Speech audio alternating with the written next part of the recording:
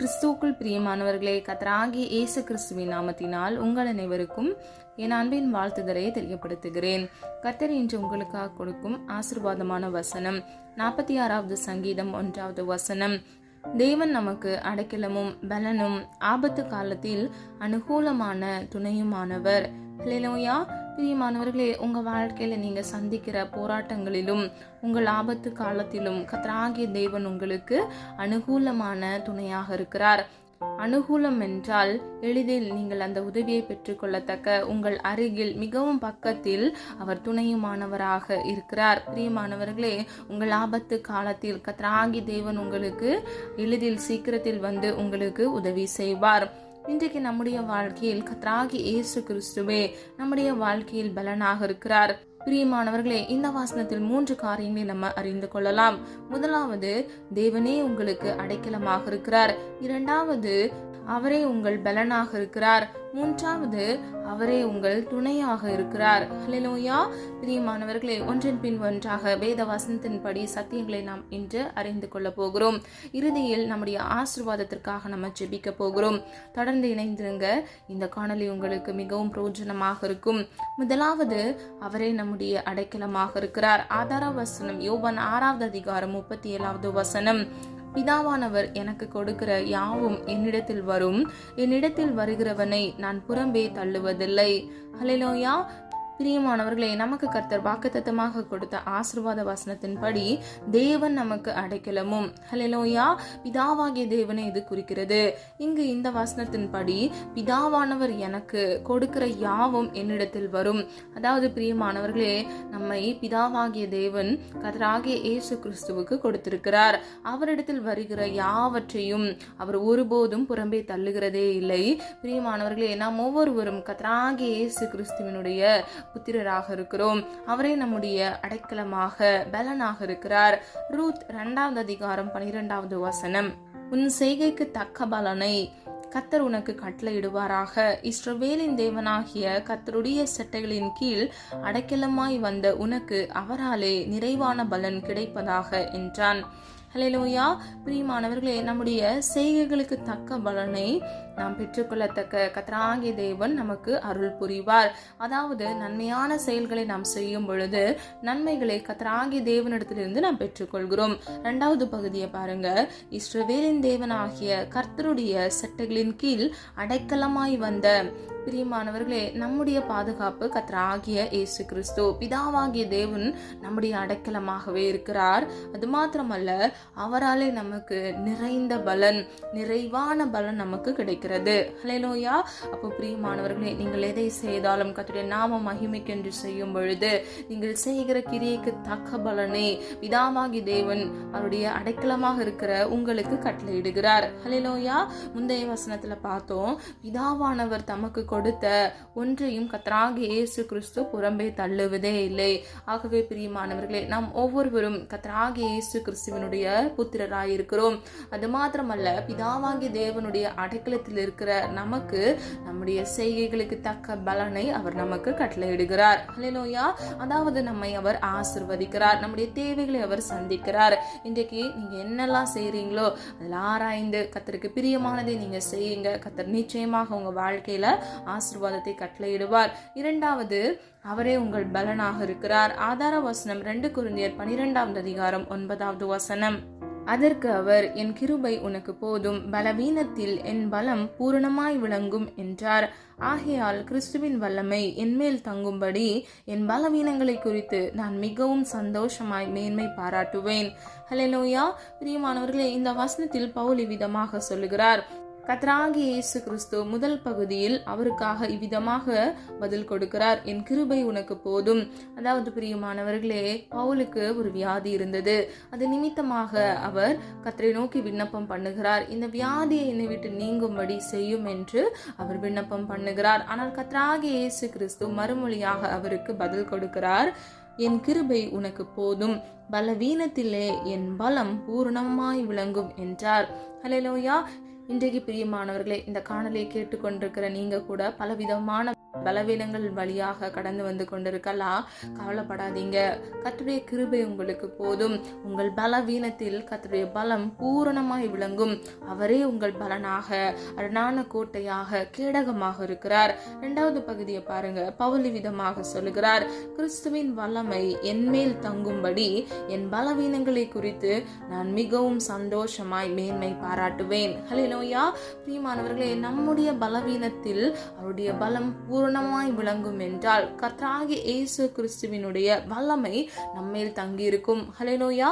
அப்பொழுது மாத்திரமே நம்முடைய பலவீனம் பரிபூர்ணமாக பலனாய் மாறுகிறது. ஹல்லேலூயா. இன்றைக்கு பிரியமானவர்களே, உங்க பலவீனத்தை குறித்து நீங்க எண்ணி சோர்ந்து போகாம கர்த்தராகிய இயேசு கிறிஸ்து உங்களோடு கூட இருந்து அவருடைய வல்லமை உங்கள் மேல் தங்கும்படியாக அவர் உங்கள் பலவீனங்களை நீக்கி உங்களுக்கு சமாதானத்தை கட்டளையிடுவார், சந்தோஷத்தை கட்டளையிடுவார். ஹல்லேலூயா. பிரியமானவர்களே, நீங்கள் இன்றைக்கு எதை குறித்து மேன்மை பாராட்டுகிறீர்கள் என்பதை நீங்க ஆராய்ந்து பாருங்க. கர்த்தராகிய தேவன் உங்களோடு கூட இருந்து உங்கள் பலவீனங்களை நீக்கி உங்களை பலப்படுத்துவார். பிலிப்பியர் 4வது அதிகாரம் 13வது வசனம். என்னை பலப்படுத்துகிற கிறிஸ்துவினாலே எல்லாவற்றையும் செய்ய எனக்கு பலனுண்டு. ஹல்லேலூயா.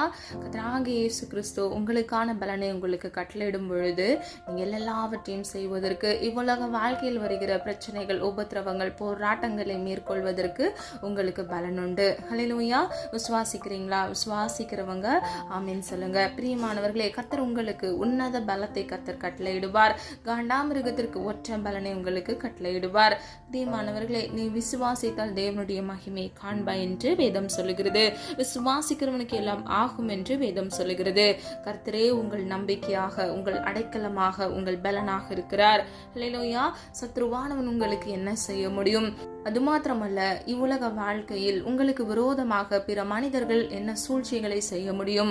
பிரியமானவர்களே, கவலைப்படாதீங்க. உங்களை பலப்படுத்துகிற கிறிஸ்து உங்களோடு கூட இருக்கிறபடியினால் எல்லாவற்றையும் செய்ய உங்களை பலப்படுத்துவார். ஹல்லேலூயா. கடைசியாக கர்த்தராகிய இயேசு கிறிஸ்துவே உங்களுடைய துணையுமானவராக இருக்கிறார். ஆதார வசனம் எபிரேயர் 2வது அதிகாரம் 18வது வசனம். ஆதலால் அவர் தாமே சோதிக்கப்பட்டு பாடுபட்டதினாலே அவர் சோதிக்கப்படுகிறவர்களுக்கு உதவி செய்ய வல்லவராயிருக்கிறார். ஹல்லேலூயா. பிரியமானவர்களே, நம்முடைய பாவங்களுக்காக கர்த்தராகிய இயேசு கிறிஸ்து பாதிக்கப்பட்டார், சோதிக்கப்பட்டார், சிலுவையில் தம்மை தாமே ஜீவ பலியாக ஒப்பு கொடுத்தார். பிரியமானவர்களே, கர்த்தராகிய இயேசு கிறிஸ்து அவர்தாமே நமக்காக சோதிக்கப்பட்டது நிமித்தமாக அவர் நம்முடைய பாடுகளையும் அவர் அறிந்திருக்கிறார். அந்த பாடுகளை அவர் மேற்கொள்வதற்கு நமக்கு உதவி செய்கிறார். 2வது பகுதியை பாருங்க. அவர் சோதிக்கப்படுகிறவர்களுக்கு உதவி செய்ய வல்லவராயிருக்கிறார். அப்போ இன்றைக்கு உங்க வாழ்க்கையில வருகிற சோதனைகளை குறித்து நீங்க பயப்பட வேண்டாம். இந்த சோதனை குறித்து நீங்க குற்ற உணர்ச்சியோட காணப்பட வேண்டாம். நான் குறை உள்ளவனா இருக்கேன், நான் பாவம் செஞ்சேன், அது நிமித்தமா இந்த சோதனை எனக்கு விட்டது, நான் செஞ்ச பாவம் தான் நான் இவ்வளவு சோதிக்கப்படுவதற்கு காரணம் அப்படின்னு சொல்லி உங்களையே நீங்க குற்றப்படுத்தாதீங்க. கர்த்தராகிய தேவன் உங்கள் சோதனையை அறிந்திருக்கிறார். இந்த சோதனையிலிருந்து உங்களுக்கு உதவி செய்து அவர் உங்களுக்கு வல்லமையுள்ள தேவனாக இந்த சோதனைக்கு தப்பும் வழியை உங்களுக்கு அறிவிப்பார். ஆதார வசனம் 1 கொரிந்தியர் 10வது அதிகாரம் 13வது வசனம். மனுஷருக்கு நேரிடுகிற சோதனையே அல்லாமல் வேறே சோதனை உங்களுக்கு நேரிடவில்லை. தேவன் உண்மையுள்ளவராய் இருக்கிறார். உங்கள் திராணிக்கு மேலாக நீங்கள் சோதிக்கப்படுவதற்கு அவர் இடம் கொடாமல் சோதனையை தாங்கத்தக்க சோதனையோடு கூட அதற்கு தப்பிக்கொள்ளும்படியான போக்கையும் உண்டாக்குவார். ஹல்லேலூயா. பிரியமானவர்களே, மனுஷருக்கு நேரிடுகிற சோதனையே இல்லாமல் வேறொரு சோதனை உங்களுக்கு அணுகுவதே இல்லை. அதாவது உங்கள் திராணிக்கேத்த சோதனையை மாத்திரமே உங்களுக்கு கர்த்தர் கட்டளையிடுவார். அது மாத்திரமல்ல, இந்த சோதனைக்கு அவர் தப்பும்படியான போக்கையும், அதாவது வழியை அவர் உங்களுக்கு உண்டாக்குகிறார். பிரியமானவர்களே, உங்கள் திராணிக்கு மேலாக நீங்கள் ஒருபோதும் சோதிக்கப்படுவதே இல்லை. சோதனையை தாங்கத்தக்க கர்த்தர் உங்களுக்கு பலனை கட்டளையிடுகிறார். ஹல்லேலூயா. கடைசி பகுதியை பாருங்க. சோதனையை தாங்கத்தக்க சோதனையோடு கூட அதற்கு தப்பும்படியான போக்கையும், அதாவது போக்கு என்றால் வழி, அந்த வழியை கர்த்தர் உங்களுக்கு உருவாக்கி கொடுக்கிறார். பிரியமானவர்களே, நாம் ஒவ்வொருவரும் சோதிக்கப்பட்ட பின்பு மாத்திரமே சுத்த பொன்னாக விளங்குகிறோம். அது மாத்திரமல்ல, வேதம் இப்படியாக சொல்லுகிறது, சோதனையை சகிக்கிற மனுஷன் பாக்கியவான் என்று. இவ்வுலக வாழ்க்கையில் வருகிற சோதனைகளை நாம் சகித்து மேற்கொள்ளும் பொழுது நாம் ஆசீர்வதிக்கப்படுகிறோம். பாக்கியவான் என்றால் ஆசீர்வதிக்கப்பட்டவன். பிரியமானவர்களே, நம்முடைய தேவன், நாம் ஆராதிக்கிற சர்வ வல்லமையுள்ள தேவன் சோதனையை தருகிறவர் மாத்திரமல்ல, அந்த சோதனையிலிருந்து நமக்கு உதவி செய்ய வல்லவராய் இருக்கிறார். அந்த சோதனையை மேற்கொள்ளத்தக்க நமக்கு ஒரு வழியை அவர் உண்டாக்குகிறார். பிரியமானவர்களே, இந்த சோதனை நாட்கள்ல சோர்ந்து பலவீனத்தோடு அவிசுவாசத்தோடு முடங்கி இல்லாதபடிக்கு இந்த உற்சாகமாக பவுலை போல சோதனையில கர்த்தருடைய பலம் உங்கள் மேல் பூரணமாய் விளங்குகிறது நிமித்தமாக சந்தோஷப்படுங்க. நிச்சயமாக கர்த்தர் உங்கள் வாழ்க்கையில் இருக்கக்கூடிய இந்த சோதனை நாட்களை முடிந்து போக பண்ணுவார். உங்களுக்கு ஜெயத்தை கட்டளையிடுவார். கடைசியாக யோவான் 16வது அதிகாரம் 33வது வசனம், என்னிடத்தில் உங்களுக்கு சமாதானம் உண்டாயிருக்கும் பொருட்டு இவைகளை உங்களுக்கு சொன்னேன். உலகத்தில் உங்களுக்கு உபத்திரவம் உண்டு, ஆனாலும் திடன் கொள்ளுங்கள், நான் உலகத்தை ஜெயித்தேன் என்றார். ஹல்லேலூயா. பிரியமானவர்களே, இந்த வசனத்தின் 2வது பகுதியை பாருங்க. இவ்வுலக வாழ்க்கையில் இந்த உலகத்தில் உங்களுக்கு உபத்திரவம் உண்டு, ஆனால் திடன் கொள்ளுங்கள், நான் உலகத்தை ஜெயித்தேன் என்று கர்த்தராகிய இயேசு கிறிஸ்து சொல்லுகிறார். இன்றைக்கு பிரியமானவர்களே, நம்முடைய தகப்பன் இந்த உலகத்தை ஜெயித்தால் அவருடைய புத்திரராய் இருக்கிற நீங்களும் நானும் கூட இவ்வுலக வாழ்க்கையில் வருகிற உபத்திரவங்களை மேற்கொள்ள முடியும். எங்குமே இவ்வுலக வாழ்க்கையில் உபத்திரவமே நமக்கு வராது, பாடே நமக்கு கிடையாது, சோதனையே நமக்கு இல்லை அப்படின்னு சொல்லி இல்லை இல்லை. நம்முடைய வாழ்க்கையில இந்த உலகத்துல முடிவு பரியந்தம் வரைக்கும் நமக்கு விரோதமா சத்ருவானவன் நம்மை பின்தொடர்ந்து நமக்கு பிரச்சனைகளையும் போராட்டங்களையும் கொண்டே இருப்பான்.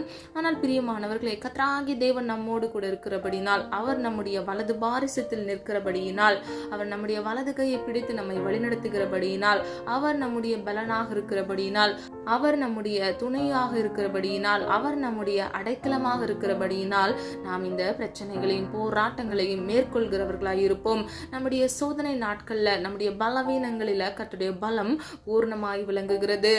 நம்முடைய வாழ்க்கையில் சோதனை வரும் பொழுது அதற்கு தப்பும்படிக்கு கர்த்தர் ஒரு வழியை, போக்கை உண்டாக்குகிறார். பிரியமானவர்களே, எப்படி உலக வாழ்க்கையை அவர் ஜெயம் எடுத்தாரோ, இந்த உலகத்தில் வாழ்கிற சர்வசதா நாட்களிலும் நமக்கு விரோதமாக போராடுகிற பிரச்சனைகளையும் போராட்டங்களையும் சத்ருவின் சூழ்ச்சிகளையும் நாம் மேற்கொள்கிறவர்களாய் இருக்க வேண்டும். உலகத்தில் உபத்திரவம் உண்டு, நாம் திடன் கொள்ள வேண்டும், நாம் திடமனதா இருக்க வேண்டும். கர்த்தராகிய இயேசு கிறிஸ்து இந்த உலகத்தை ஜெயித்தது போல அவருடைய புத்திரராய் இருக்கிற நீங்களும் நானும் கூட இவ்வுலக வாழ்க்கையை ஜெயிப்போம். ஹல்லேலூயா. பிரியமானவர்களே, முடிவு பரியந்தம் நிலைத்திருக்கிறவனே வாக்குத்தத்தம் பண்ணின அந்த ஜீவ கிரீடத்தை பெறுகிறவனாய் இருக்கிறான். இன்றைக்கு பிரியமானவர்களே, தேவனே நமக்கு அடைக்கலமும் பலனும் ஆபத்து காலத்தில் அனுகூலமான துணையுமானவராய் இருக்கிறார். ஆகவே எந்த பிரச்சனைக்கும் சூழ்நிலைகளுக்கும் பயப்படாதீங்க. கர்த்தராகிய இயேசு கிறிஸ்து உங்களோடு கூட இருக்கிறார். பிதாவாகிய தேவன் உங்களோடு கூட இருக்கிறார். அவருடைய புத்திரராய் இருக்கிற நீங்கள் பாதுகாப்போடு சோதனைக்கு தப்பும்படிக்கு கர்த்தர் உங்களுக்கு வழியை உண்டு பண்ணி உங்களை ஆசீர்வதித்து உங்களை பாதுகாப்பார். ஹல்லேலூயா. நம்ம எல்லாரும் ஒரு மனதா இணைந்து விசுவாசத்தோடு ஜெபிப்போமா? அன்பின் பிதாவே அப்பா, எங்களை மது கரத்தில் ஒப்பு கொடுக்கிறோம். அறியாமல் சில தவறுகளை மன்னிங்க, குற்றங்கள் குறைகள் உண்டப்பா, தயவாய் மன்னிங்க. நீர் விரும்புகிற பரிசுத்தம் வேண்டுமாப்பா. உமக்கு பிரியமானதை செய்ய முடிய பிள்ளைகளுக்கு கற்றுக் கொடுங்க ஆண்டவரே. பரிசுத்தத்தோடும் உண்மையோடும் ஆண்டவரே அப்பா வாழ கர்த்தர் கிருபை செய்யுங்க. எல்லா சோதனையும் அதற்கு தப்பும்படிக்கு ஒரு வழியை உண்டு பண்ணி பிள்ளைகளை பாதுகாத்துக் கொள்ளுங்கப்பா. கர்த்தருடைய பிள்ளைகளுடைய வாழ்க்கையில் இருக்கக்கூடிய எல்லா சுகவீனங்களையும் கர்த்தர் மாற்றி நல்ல சுக பலன் ஆரோக்கியத்தை கட்டளையிடுங்க. ஒவ்வொரு பிள்ளைகளுக்கும் நீடிய ஆயுள்னால் நன்மையினாலும் திருப்தியாக்குங்க. ஜீவ காலமெல்லாம் நன்மையும் கிருபையும் உன்னை தொடரும் என்று சொன்ன வசனத்தின்படி நன்மையினாலும் கிருபையினாலும் நீர் சூழ்ந்து கொள்ளுங்க தகப்பனே. வலது இடதுபுறம் சாய்ந்து விழுந்து போகாதபடிக்கு முடிய நித்திய பரிசுத்த வழியில் நடந்து நீர் பிள்ளைகளுக்கு வாக்குத்தத்தம் பண்ணின அந்த ஜீவ கிரீடத்தை, அந்த நித்திய ஜீவனை அவர்கள் ஒவ்வொருவரும் சுதந்திரித்துக் கொள்ள இயேசுவின் நாமத்தினால் கிருபை செய்யுங்க. நீரே உடைய பிள்ளைகளுக்கு அடைக்கலமாக இருக்கிறீர் அப்பா, அரணான கோட்டையாக இருக்கிறீர் ஆண்டவரே. அதற்காக நன்றி அப்பா.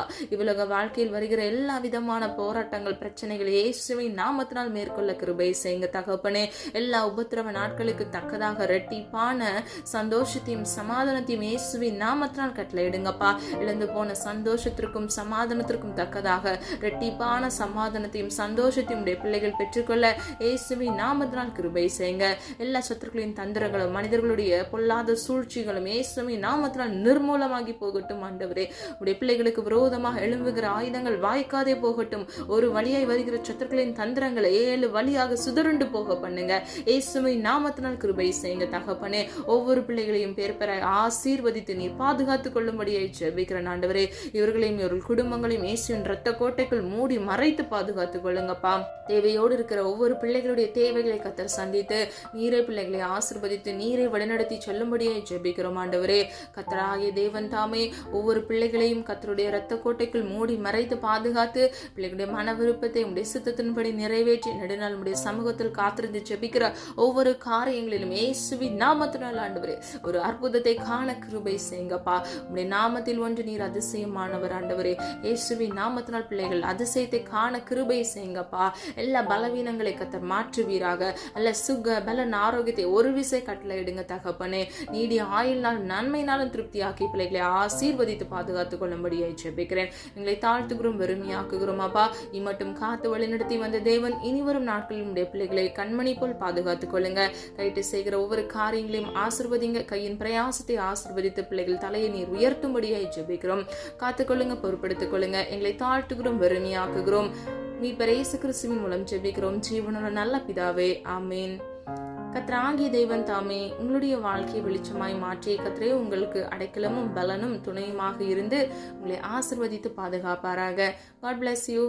இந்த வீடியோ உங்களுக்கு பிடிச்சிருந்துச்சுன்னா லைக் பண்ணுங்க, சப்ஸ்கிரைப் பண்ணுங்க மற்றும் பெல் ஐகான் கிளிக் பண்ணுங்க, ஷேர் பண்ணுங்க.